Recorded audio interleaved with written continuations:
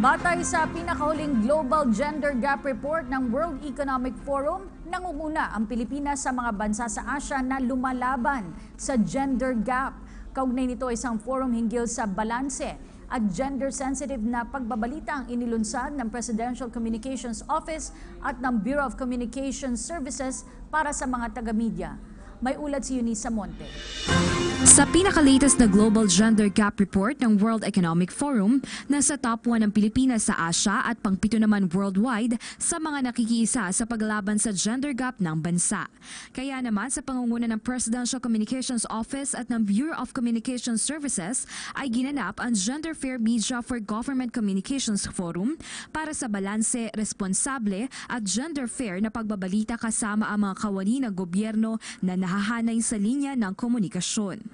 Sa pahayag na ipinadala ni Presidential Communications Office Secretary Martin Andanar, aniya naniniwala ang PCO sa pantay na pagkilala ng gobyerno sa karapatan ng kalalakihan at kababaihan at sa malaking papel na ginagampanan ng media sa pagbabalanse nito. Kasama sa mga tinalakay dito ay ang paggamit ng gender fair language sa pamamahayag upang tuluyan ng mawaksan ang issue tungkol sa inequality, discrimination, violence hindi lamang sa kababaihan kundi pati na rin sa kalalakihan.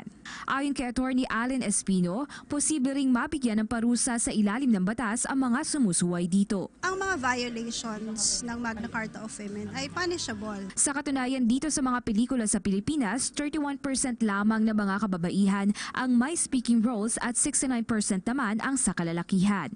Ibig sabihin, hindi pantay ang nagiging impluensya sa ating mga manonood. Ayon naman sa chairman ng Movie and Television Review and Classification Board o MTRCB, makakabuti kung maibabalik rin ang educational programs para sa mga manonood. Yan ay importante, mga history channel, yan, no?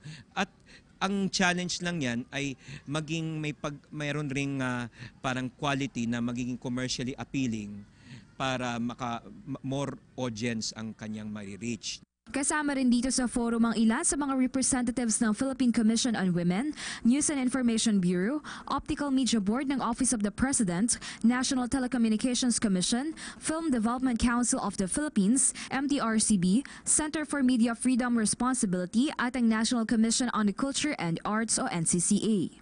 Dagdag pa ni MTRCB Chairman, patuloy ang pagmomonitor ng MTRCB sa mga programa lalo na sa mga rated SPG kaya naman payo niya sa mga networks. Siguro nga doon sa larangan ng kababayan ay yung pag-portray ng iba't iba nilang kakayahan. No?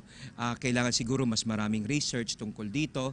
Maraming mga istorya, na pwedeng i-portray mga heroism. At bilang bahagi ng Partner for Change, tungkulin ng mga mamamahayag at ng mga nagtatrabaho sa ahensya ng gobyerno na maging responsable at balanse sa pagbibigay ng impormasyon sa publiko.